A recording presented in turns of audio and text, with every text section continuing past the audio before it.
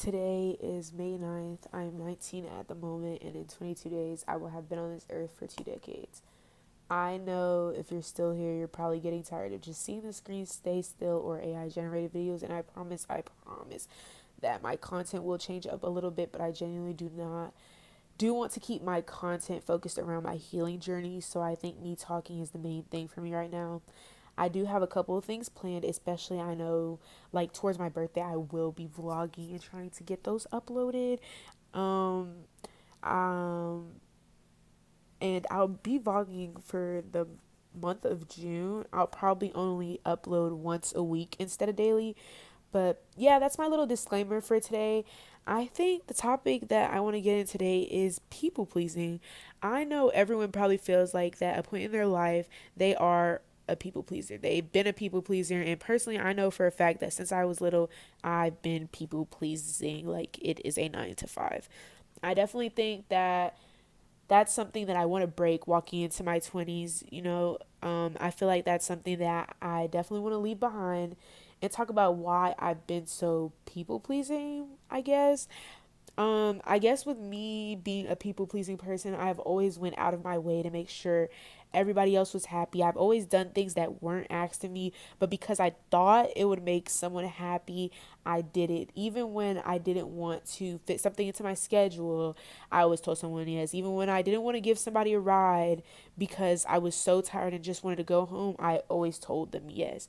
And I think a lot of that stems from situations where I was probably the person who needed a ride home because my car broke down, or maybe because I was the person who wanted to hang out with friends, but because I didn't have my car, I would want them to come get me. But I understand how hard it is to drive 20 minutes to go pick up your friend, 20 minutes to the destination, and then 20 minutes to drop off your friend, and 20 minutes to go back home, kind of thing. Like, I understand the stress of that, and I know that they felt bad asking.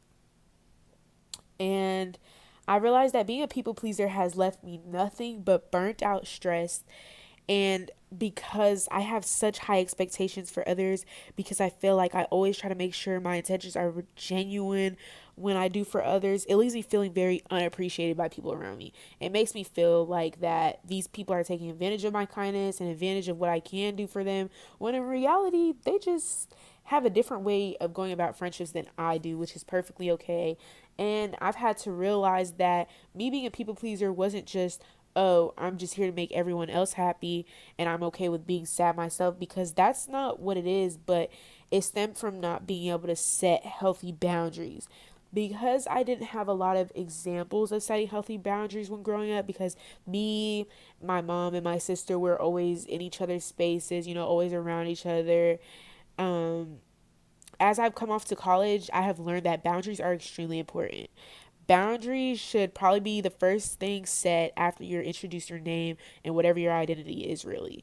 And I know that I people please because I'm very bad at setting boundaries, because I don't want to disappoint the other person with my answer, even if it makes me feel really overwhelmed, like I'm trying to avoid a conflict of some sort. I'm just really bad at setting boundaries, and that is something that I have to get better at, because it also plays a part to be able to properly communicate. And communication really what makes the world run. So making sure that you have all those aspects to properly communicate will literally set you up for success in almost everything you do in life. But yeah, my message to whoever's out there feels, like they have a hard time with setting boundaries, definitely learning your own boundaries for one, and then learning how you will implement it to others, because at the end of the day, someone doesn't have to receive your boundary well, but as long as you get it out there and make sure it's set for your own peace of mind and to help avoid later conflicts or anything, you know that you did your part. If they get upset and they're mad about a boundary that you have for yourself, that is totally on them. But the only thing in life that we can control is ourselves. So always making sure that we know our boundaries and we know how to properly set them, I feel like is like a really big part of growth, a part of my growth for me, which like I'm making a promise to myself that I'm setting boundaries when I feel uncomfortable. I'm setting boundaries when I feel sad, mad, angry. I'm going to set those boundaries because I can no longer be overwhelmed with your disappointments, or your assumed disappointment, or your assumed reaction to what I'm about to say. And because I don't want this video to be too long again, I thank you all for tuning into my little yip yap about something that I want to grow in with myself as I'm doing this healing journey. So don't forget to set boundaries and work on what boundaries you want to have with yourself, things that you do and do not like, things that you will and will not stand for or tolerate, and make sure that you're comfortable because it's your life and you should be comfortable. That's all I got to say for today.